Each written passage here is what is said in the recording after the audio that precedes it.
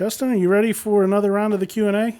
Yeah, so friends, like last time, we have several of you who've asked questions, and this time I'm kind of anticipating a little bit different flavor. I know we typically get business questions, but so many questions. I saw some whenever the social media person was showing me some of the comments, and man, we're starting to get questions about life, about various things. So I'm not exactly sure what's coming my way, but we'll do our best. We'll have fun with it nonetheless. All right, so business owners working tons of hours, they're missing vacation time, they're missing family time, and all their focus is on the business, and it's bound to leave those in their families and around them feeling a little bit neglected from time to time. So have you ever found yourself in the position where you and Miss Emily are at odds because you're just not there, you're working too much? Have you ever gotten into any fights about any of that? Well, let's qualify a fight. I can count on one hand the fights Emily and I have had. Less than 5. We've been married now 21 years. She is my best friend in the world. Best friend in the world. She is everything I am. You don't see her behind the scenes, but she is my biggest cheerleader, hands down. I was interviewing a guest for the podcast, and in the podcast, you'll hear this. Mr. Ali made this statement, and it caught me by surprise when he said it. He said, as a successful business owner, there'll be times when family takes the priority, and there'll be times when business takes the priority. In my early days, as with so many of us, we work our fingers to the bones. And as long as I kept my wife the single priority in my life, outside of Jesus, my wife the single priority in my life, and we had open communication, she would read into my life. She knew what was happening in the business, and she would say, hey, I know what you're doing. Go take care of the business. She allowed me to make the business the number one priority. Now, as the kids began getting older, she would make statements like, hey, your daughter's going to do this week. I need you there. I need your phone off. Cool. So we have this collaboration. She and I are working in unison as true partners. So have we ever really had fights over it? No. But I've learned a lot in 30 years of being a business owner. I've learned that at the end of the day, and I had the opportunity with a client to plan his funeral this week. Very, very solemn moment for me. I got off the phone call and I was weeping. And we're talking about life.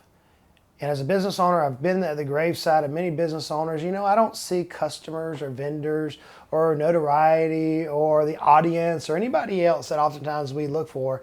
I see their family. I see their close 4 or 5 friends. My stepdad just passed away. He was my mom's second husband. He just passed away. And around his deathbed was family and a small group of friends.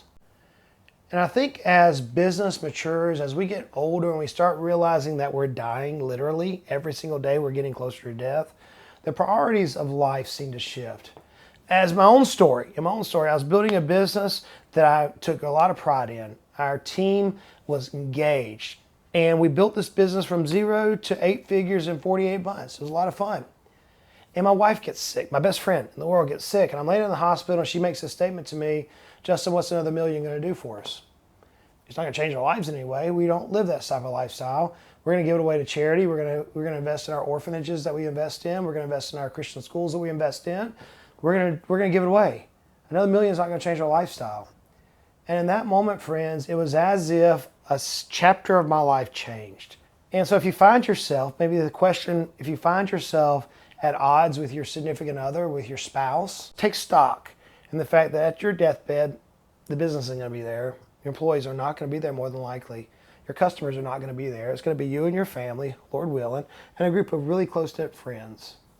And if you put that into perspective, it doesn't mean to not push forward. It doesn't mean to not charge hell with the water pistol. That's not what I'm saying. But if you make the number one thing, and that is that at the end of the day, the people who care about you the most are going to be beside them. If you make them the priority and you still work your fingers to the bone and you listen to them, then you'll not be at odds.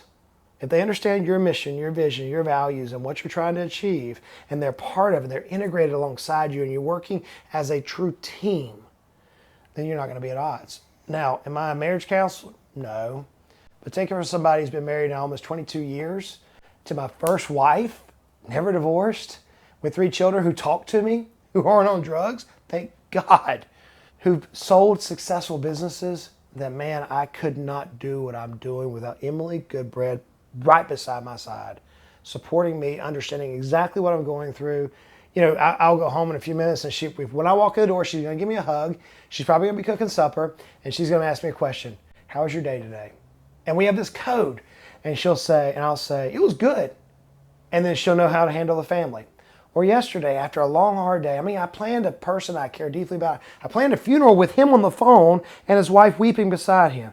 I got home yesterday and she saw my face and she goes, how was your day? And I went, and she said, go play the piano. I got this. And then vice versa. When I walk in, we're talking, how was your day today? And she'll go, not a good one. Go take your bubble bath. Go talk with your chickens. She loves her chickens. Go talk with your chickens. I got this. Or, man, we had a good day. Cool. Let's go sit on the swing. Let's do something. That's the family. So, yeah, Michael, I've not had many fights, if you will, in this. I think it's making the priority, and that is that Emily Goodbread is my confidant. She is everything to me. And as long as we're united and we have nothing between us, then, man, we can do what we need to accomplish. All right. Now we got another fun one. Recently, you were down in the Florida Keys. Yeah. And we have a couple business owners who seem to have taken some interest in that. One of them's a fellow angler, and he wants to know if you could share one of your best fishing stories from that trip. Oh, wow. Yeah. So every year I have Spend My Freedom Month. I believe that as business owners that we sacrifice so much in the early years that unless we make the main thing, life's going to fly by. A new customer, a new venture, a new something is going to capture our time.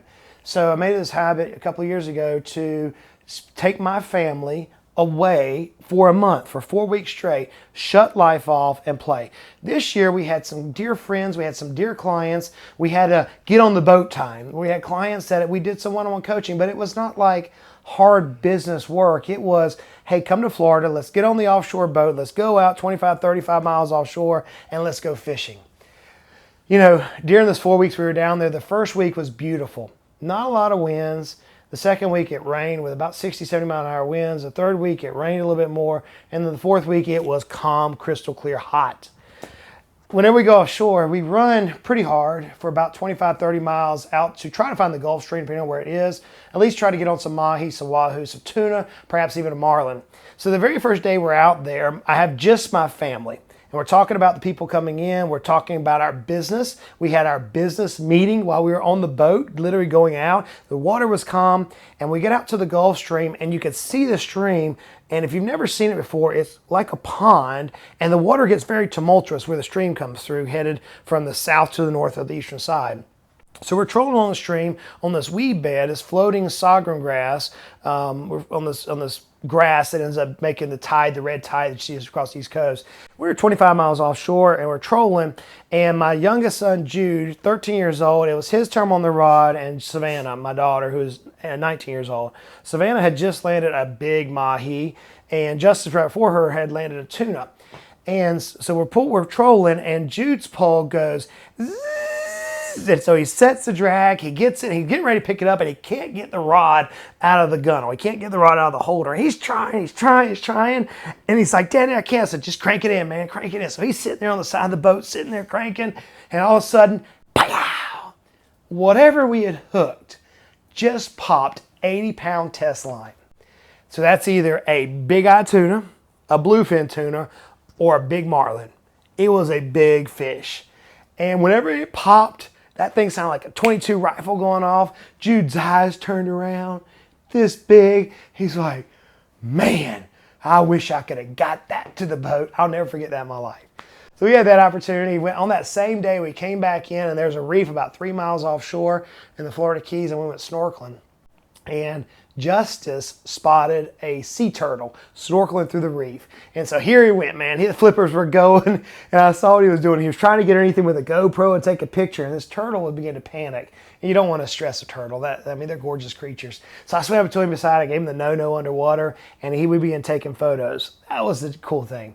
One other story, and I'll let you go on this particular question, but we had some friends and some clients come down, and we were snorkeling in about 35 foot of water, and I'm out in the water, and we had seen a couple of sharks, but on this time, there were 3 very large sharks.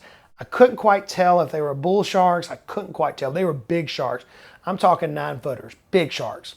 And so I'm in the water, the kids are jumping off the boat, and I come up and I say, hey, big sharks under the boat. My daughter's up on the top videotaping this. My knucklehead 13-year-old and his friends, like, you could hear me in the video. Maybe the team will post it. You can hear me in the video. I'm like, big sharks under the boat. And they're holding on each other, jumping in the boat, and they go, I'm a man. And they jump and belly flop right on top of where the sharks were. I'm like, dude, you're shark bait's what you are.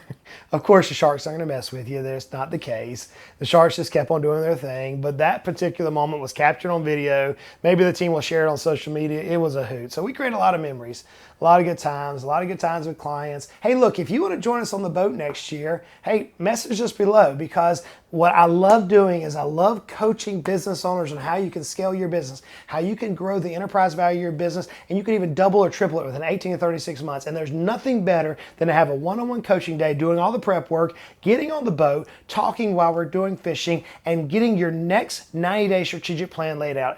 If you want to do that with me next year, hey, reach out to our team. We're going to begin applications for it next year, and maybe I'll see you, and we'll create a story, maybe not with any sharks, maybe not with any tuna, I don't know, but we'll hopefully create a story that you and your family can talk about for years to come. Before we end this, why don't you tell us a little bit about what we got coming up with the channel memberships and what our viewers can expect if they decide to sign up for that. What can they expect? So we've got custom badges, so they can be easily identified.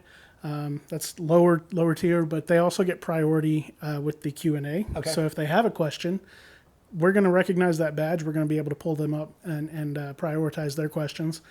Some of the bigger tiers, they get priority access to new videos. Oh, wow, cool. Yeah, so the team takes care of all this. So you'll have a membership capability on YouTube. Go take a look at it. The biggest thing I'm excited about is the membership capability. Yes, we'll be able to talk and everything, but we have the Value Growth Academy, Value Growth University, and Mastering Value Growth. It is going to be fun. So Value Growth Academy is a series of self-paced, self-taught lessons where you have some work, a little bit of homework, and a video of me walking through why it's important. The cool thing about the Academy is once a month, all the students of the Academy can hop on a live call with me, and we're going to do a Q&A session live through Zoom. I'm excited about that. I can't wait to have so many of you who are asking questions on camera and us be able to talk and let me specifically answer your business's question. I'm excited about this. Now, you may say, Justin, I get that, but I need to move more rapidly. I want to be one of those individuals who can scale my company and double it in 18 to 36 months. Man, you can do this. It's so easy to do. So we launched the Value Growth University. It's a 12-week deep dive. It is intense. It is designed for the business owner who wants to break through the glass ceiling. It's designed for the business owner that wants to join me on the boat next year and wants to have freedom in your life. It's designed for the business owner who wants to roll up their sleeve and charge hell with a water pistol, as I often say. 12 weeks, man. We're going to go over planning, leadership, sales, marketing, people, operations, finance, legal. When you get done with this, you're going to have a foundation of knowledge that you're going to dissect your company. You'll have a rough valuation of your company and specifically what you need to do in your company to begin accelerating the value. You will walk away from this with your own drafted strategic plan that you and your team can go implement. You say, well, Justin, that sounds good, but I need somebody that's going to hold me accountable. You know, I have several coaches in my life. One of my coaches right now is a fit coach. She is an unbelievable person who's helping me get stronger and stay physically fit. I have a dietitian who's helped me eat right and actually fussing at me when I'm not eating right. So I have these coaches in my life, and it's not that I don't know how to exercise. I've been exercising now for 40 years of my life. I'm very active, but I need somebody who can look at the areas of my exercise and my eating habits and help me get better at that so that I can accomplish my goals. I'll never forget Michael Phelps. Whenever he won all the gold medals that particular year in the Olympics, where they were talking about the number of coaches, the most decorated athlete of all times considering the Olympics had. He had so many coaches who helped him with his eating. His swim coach could sit back, though that swim coach had never won the number of medals that Michael Phelps had, they could sit back, and I saw him an example say, Michael, your hand, for the freestyle, your hand is not angled properly. And all he did was give him a little bit of a coaching effort. And whenever that happened, Michael Phelps went on to win several of the Olympics. So every business owner needs a coach. And so mastering value growth allows you to take your foundational knowledge that you'll gain from the university and then to apply it with peers